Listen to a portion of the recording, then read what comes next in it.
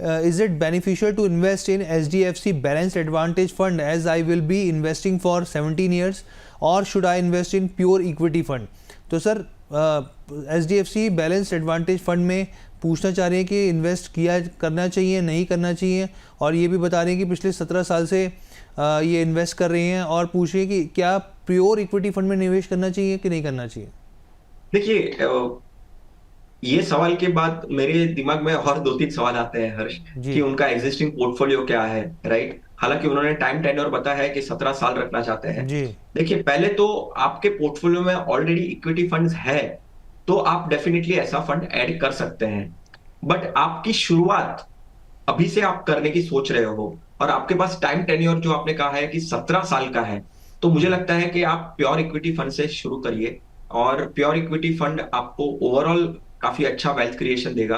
हालांकि ऐसे मार्केट में, जो आज का मार्केट है, उसमें ऐसे फंड्स, बैलेंस फंड हो गया, मल्टी एसेट हो गया, हाइब्रिड के जो भी डिफरेंट कैटेगरीज के फंड्स है, वो काफी अच्छे फंड्स होते हैं और अच्छी तरीके से मैनेज करते हैं वो लोग। इक्विटी डेट दोनों का रेशियो होता है। बट जब आपका टेन्योर, मैं मान के चलता हूं, या गोल आपका जो है वो 5 साल, 3 साल, 5 साल के आसपास का है, तो hybrid fund is a good choice.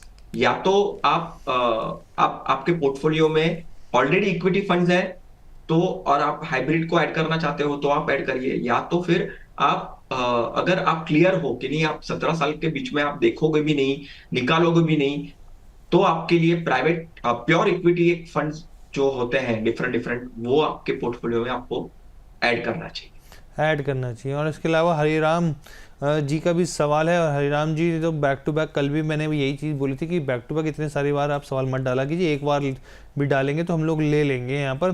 तो अभी आपका सवाल भी ले लेते हैं हम लोग सर। लेकिन एक सवाल यहाँ पर ये भी है, क्योंकि देखिए यहाँ पर बहुत सारे ऐसे भी निवेशकों ने एंट्री मारी जब बाजार जब सीधा भाग रहा था और एकदम से नीचे आता हुआ दिखा। यहाँ पर 1-2 साल की हम लोग बात करें तो जिन्होंने SIP शुरू करी अभी वो साफ तौर पे नुकसान में है। अब उनको क्या सलाह रहेगी आपके हिसाब से, क्योंकि उनका तो ये फेस ख़त्म होने का नाम नहीं ले रहा, क्योंकि एक लंबा फेस चलने लग गया। और अभी ट्रंप जिस तरीके से ऐलान कर रहे हैं बैक टू बैक, और रिसेशन का भी खतरा यहाँ पर देखने को मिल रहा है कि रिसेशन भी हो सकता है। और पूरा फेज जिस तरीके से JP मॉर्गन की भी रिपोर्ट आई है कि मतलब पूरा साइकिल अगर आता है रिसेशन, तो ये आप 1-1.5 साल का आप मान के चलिए।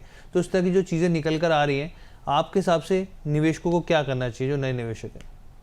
देखो, पहले तो घबराने की जरूरत नहीं है, डरने की बात नहीं है। ऐसे बहुत सारे इवेंट्स पहले भी हुए हैं मार्केट में, मार्केट फॉल भी इस तरह से हुआ है और उसके बाद रिकवर भी हुआ है। तो पहले तो घबराने की जरूरत नहीं है।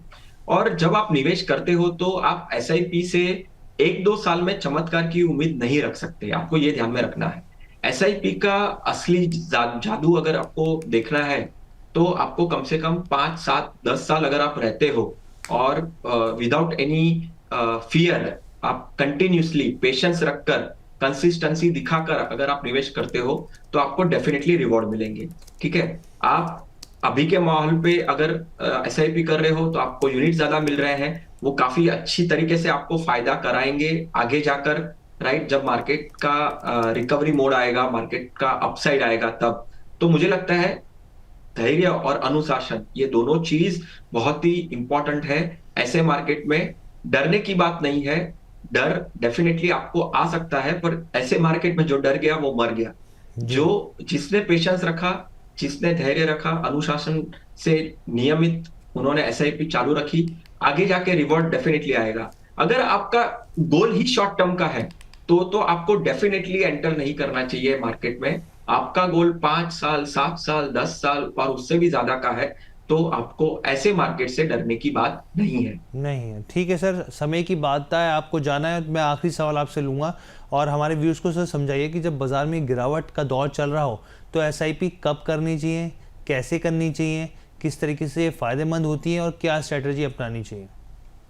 देखिए, जब बाजार गिरता है तो सिर्फ हमने देखा कि मैंने कहा भी कि जब बाजार गिरता है तो आपको SIP आप जब करते हो गिरते मार्केट में, तो आपको यूनिट्स ज्यादा मिलते हैं।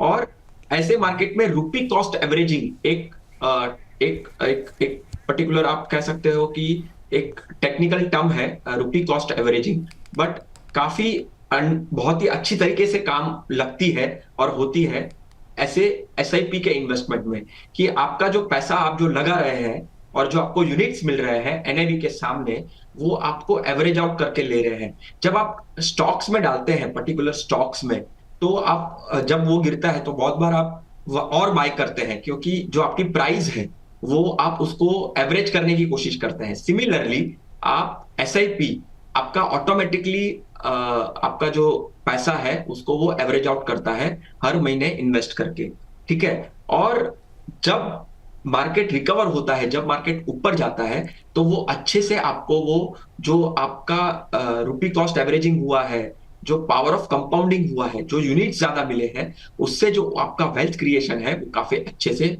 हो सकता है। तो मुझे लगता है कि आपको ऐसे मार्केट में, ऐसे गिरने वाले मार्केट में, तो डेफिनेटली एसआईपी करना चाहिए। जहां पे भी आपको आपकी गुंजाइश दिखती है आपको कि आप स्टेप अप कर सके, टॉप अप कर सके, तो डेफिनेटली उसको भी ध्यान में रखना चाहिए।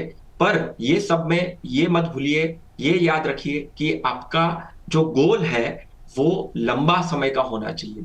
जितनी लंबी एसआईपी होगी उतना रिटर्न्स अच्छा होगा।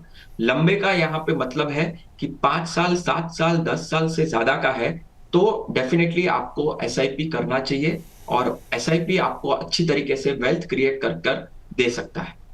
बिल्कुल सर, आपने बहुत अच्छे से समझाई, तमाम जानकारियाँ दी।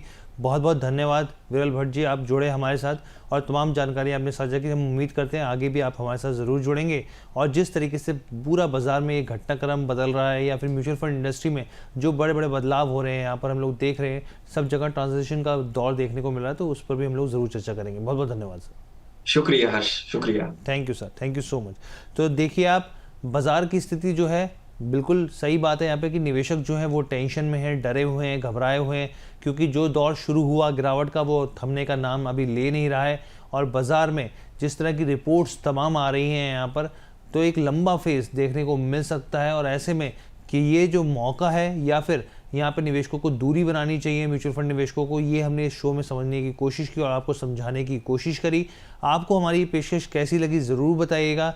और हम लोग आपको बताए थे कि कैसे आप हमारे साथ जुड़ सकते हैं, कैसे आप हमें सवाल भेज सकते हैं। आपके सामने स्क्रीन पर हम लोग नंबर फ्लैश करते हैं। सोमवार से शुक्रवार आप हमारे साथ जुड़िए शाम 4 बजे। 9354027995 ये हमारा नंबर है। इस पर अगर आपके मन में कोई भी दुविधा हो, सवाल हो, शंका हो, आप अपना पोर्टफोलियो रिव्यू करवाना चाहते हो, तो आप हमें इस नंबर पे भेज सकते हैं। और हाँ, कल है देखिए महावीर जयंती, कल है छुट्टी, लेकिन उसके बावजूद हम कल आपके साथ जुड़ेंगे सेम समय पे, सेम टाइमिंग पर 4 बजे। आप हमारे साथ जुड़ना ना भूलिएगा।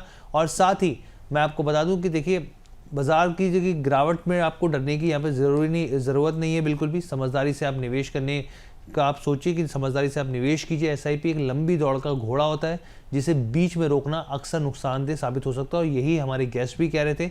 हमारे साथ जुड़ने के लिए धन्यवाद तमाम हमारे जो व्यूअर्स हैं, दर्शक हैं। और आखिरी में अंतिम मंत्र यही है कि बाज़ार में गिरावट आती जाती रहती है, लेकिन अनुशासित निवेश से ही बनती है दौलत। एसआईपी चालू रखें और सोच समझकर टॉप अप करें। बहुत बहुत धन्यवाद।